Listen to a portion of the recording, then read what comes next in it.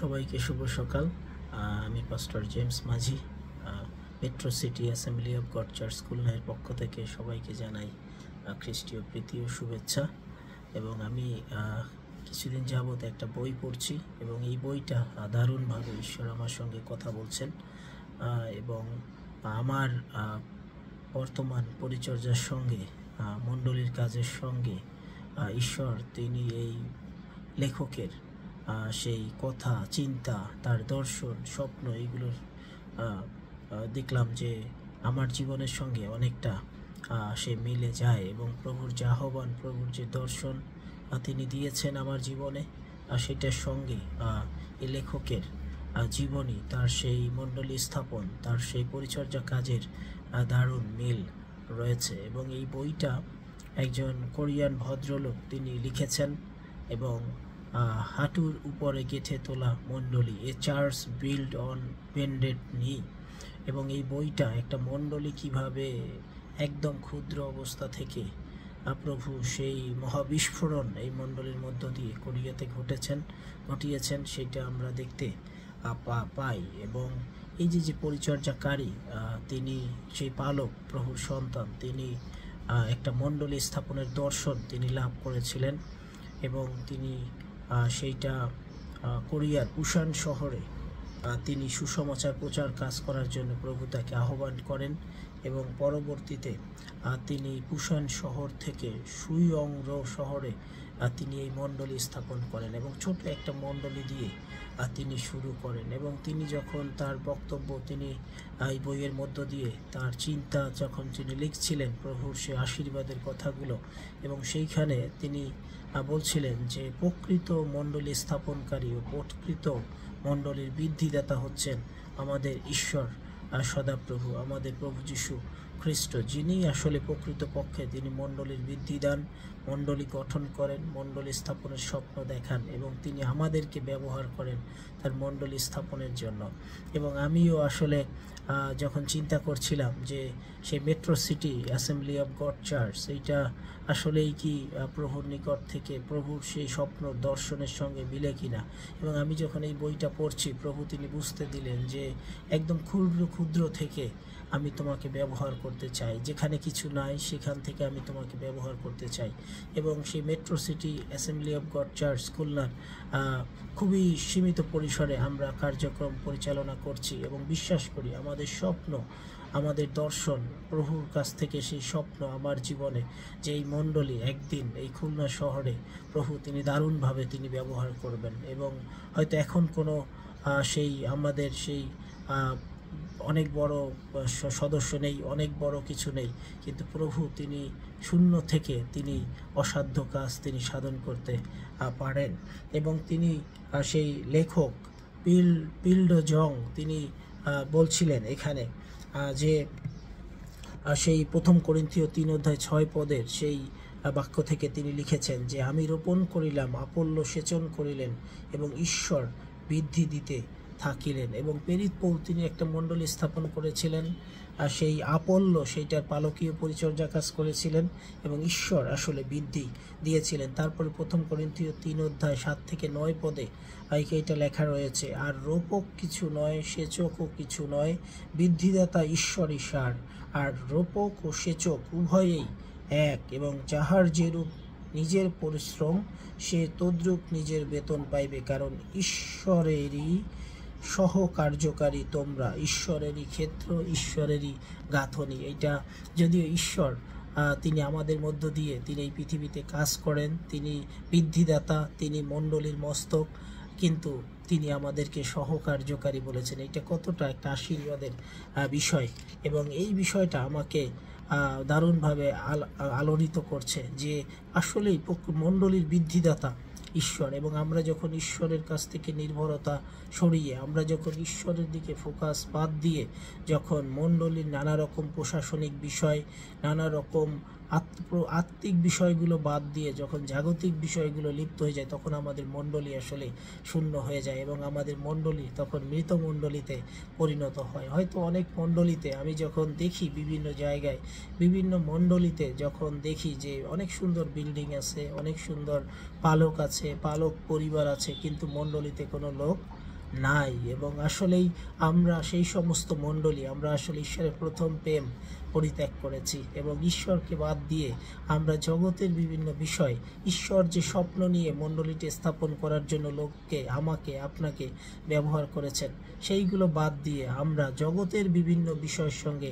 লিপ্ত হই। আমরা ঈশ্বরের উপরে নির্ভরতা বাদ দিয়ে জগতের উপরে নির্ভর করি এবং আমরা চিন্তা করি যে কাকে ছুটিয়ে এনে, কাকে কেড়ে নিয়ে আমাদের মণ্ডলী বৃদ্ধি করতে পারি। কিন্তু মনে রাখবেন, হয়তো ওইভাবে আমরা একটা দুইটা পরিবারকে চাকরি দিয়ে, টাকা দিয়ে, সাহায্য সহযোগিতা দিয়ে আমরা মণ্ডলীতে নিয়ে আসতে পারি, কিন্তু আপনার আমার মণ্ডলী প্রকৃত বৃদ্ধি কিন্তু ঘটবে না। এবং যদি মহাবিস্ফোরণ যদি ঘটাতে হয়, যদি অতি অলৌকিক কাজ যদি দেখতে হয়, তাহলে ঈশ্বরের উপরই আপনার আমার মণ্ডলীর পরিচর্যায় নির্ভর করা প্রয়োজন। আমরা যদি একটু চীনের ঘটনাটা একটু যদি দেখি, যে চীনে এখন পর্যন্ত অনেক কঠিন অবস্থা রয়েছে, কিন্তু চীনে এখন পর্যন্ত নানা রকম কঠিন অবস্থা রয়েছে এবং লোকেরা সে ওপেনলি তারা উপাসনা করতে পারে না এবং নানা রকম অত্যাচারের মধ্য দিয়ে যাচ্ছে। এমনকি অনেক মণ্ডলী বন্ধ করে দিতেও কিন্তু হয়েছিল এবং এখনও হচ্ছে। এবং অনেক জায়গায় তারা আন্ডারগ্রাউন্ডে মণ্ডলী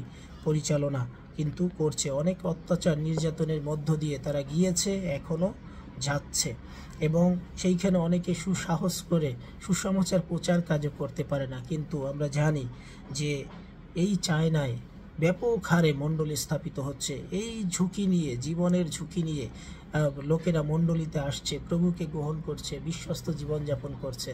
এবং এইখানে কিন্তু কোনো গায়ের জোরে মণ্ডলী বৃদ্ধি, প্রভুর রাজ্য বৃদ্ধি করা সম্ভব নয়। এবং এই যে দারুণভাবে যে চায়নায় বিস্ফোরিত হচ্ছে, এটার মূল কারণই হচ্ছে ঈশ্বর সদাপ্রভুই সেইখানে প্রকৃত বৃদ্ধি দাতা। এবং আপনার আমার মণ্ডলীতে আমি বিশ্বাস করি যে মেট্রো সিটি এখন যদিও খুবই ছোট, আমরা পারিবারিক পরিবেশে আমরা শুরু করছি, প্রভুর পরিচর্যা করছি এবং ফ্যামিলি ফেলোশিপ করছি, কিন্তু এইটা আমি যখন সাউথ কোরিয়াতে গিয়েছিলাম, সেই ফুল গসপেল ইয়োদা চার্চে, আমি সেইখানে যখন হিস্ট্রি পড়েছিলাম, সেই দেয়ালে টানানো, এবং আমি দেখতে পেয়েছিলাম যে সেই মণ্ডলী একটা পরিবারের সেই কয়েকজন লোক নিয়ে বা অল্প গুটি কয়েক লোক নিয়ে শুরু হয়েছিল। এবং সেই মণ্ডলী সেই হাঁটুর উপরে প্রভুর সেই দাস, তিনি পল ইয়ংগিচো, ডক্টর রেভারেন্ড, তিনি মণ্ডলীকে গেঁথে তুলেছেন। আজকে সেই মণ্ডলী একক বৃহত্তম মণ্ডলী হিসাবে সারা পৃথিবীতে কাজ করছে। এবং আমি যখন মালয়েশিয়ায় গিয়েছিলাম এবং সেইখানে metro tabernacle assembly of God church, এবং সেইখানে যখন আমি গেলাম সেখানে দেখলাম, আমি সেইখানে একটা তাদের সে আর্ট গ্যালারি রয়েছে, আর্কাইভ রয়েছে, সেইখানে আমি দেখলাম যে সেখানে মাত্র 4-5 জন সিনিয়র পাস্টর, তিনি সেই রিসেন্টলি এই পুরো এশিয়ার সেই অ্যাসেম্বলিজ অফ গডের তিনি প্রধান হিসেবে নিযুক্ত হয়েছেন, এবং ডক্টর রেভারেন্ড অং, এবং তিনি প্রভুর সন্তান। এবং আজকে সেই মণ্ডলীতে 6-7 হাজার মেম্বার রয়েছে। এবং এইভাবে প্রভুর উপরে যারা নির্ভর করে, প্রভুর সন্তানেরা যারা প্রভুর শক্তির উপরে নির্ভর করে, পবিত্র আত্মার পরিচালনার উপরে নির্ভর করে, তাদের মণ্ডলী আস্তে আস্তে বৃদ্ধি পায় এবং তাদের মণ্ডলী এগিয়ে যায়। অনেক বাধা আসবে, অনেক অত্যাচার আসবে, অনেক ধরনের ষড়যন্ত্র হবে, অনেক ধরনের বাধা বিপত্তি আসবে, কিন্তু ঈশ্বর সদাপ্রভু তিনি আমাদের বৃদ্ধিদাতা, তিনি মণ্ডলীর বৃদ্ধিদাতা। এবং আমরা যদি একটু সেই ইসরায়েল জাতিকে আমরা যদি দেখি, ইসরায়েল জাতি আপনার আমার পালক পরিচর্যাকারী হিসাবে দায়িত্ব হচ্ছে সেই ঈশ্বরের কাছ থেকে আপনি আমি শুনব এবং সেইটা মণ্ডলীকে আপনি আমি ডেলিভারি করব, এবং মণ্ডলী প্রভুর সেই বাক্যে সেইভাবে বৃদ্ধি পেয়ে এগিয়ে যাবে। আমরা জানি যে ইসরায়েল জাতিকে যখন মিশর দেশ থেকে বের করে আনা হয়, তখন কিন্তু সেই মোশিকে ঈশ্বর ব্যবহার করেছিলেন, এবং মোশি যখন প্রান্তর দিয়ে তিনি যখন ইসরায়েল জাতিকে নিয়ে যাচ্ছিলেন, তখন ঈশ্বর কিন্তু তাদের মেঘ, স্তম্ভ এবং আলোক দিয়ে তাদেরকে পরিচালনা দিচ্ছিলেন। এবং ইসরায়েল জাতির দায়িত্ব ছিল কিন্তু শুধুমাত্র ওই মেঘ, স্তম্ভ এবং আলোকে অনুসরণ করে এগিয়ে চলা।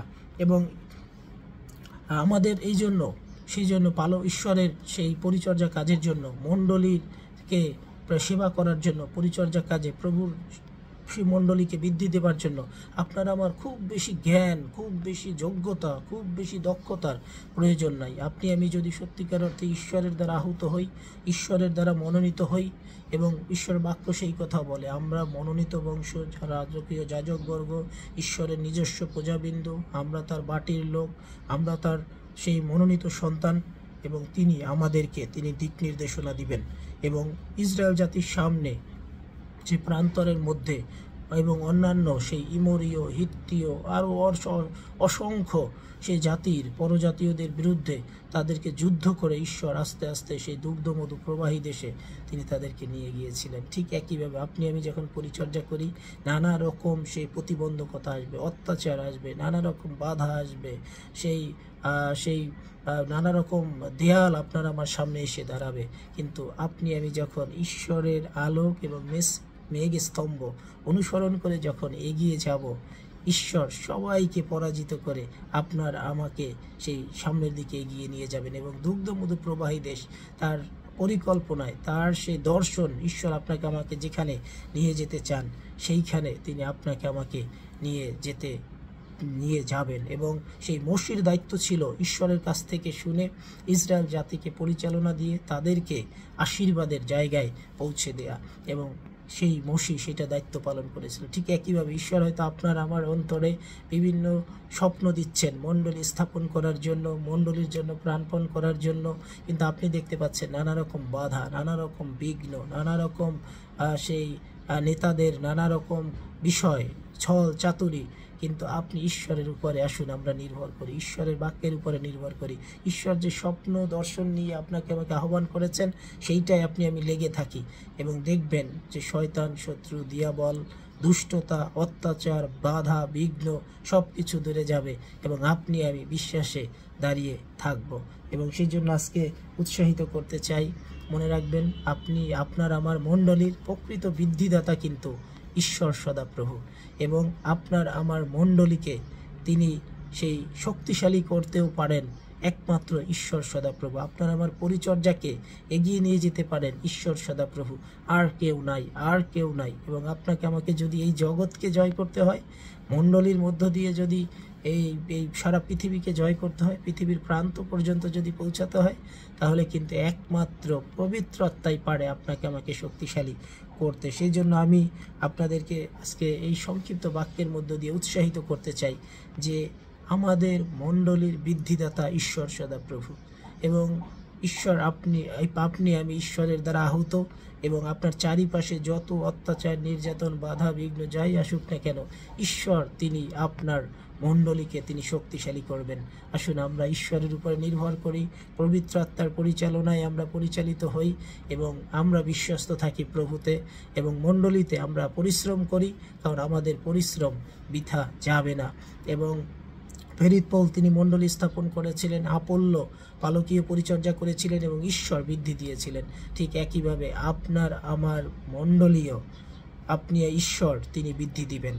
হয়তো আপনি আমি আমাদের সেই ঈশ্বরের মনোনীত সন্তানরা তারা পরিচর্যা করছি, কিন্তু মণ্ডলীর বৃদ্ধিদাতা ঈশ্বর সদাপ্রভু।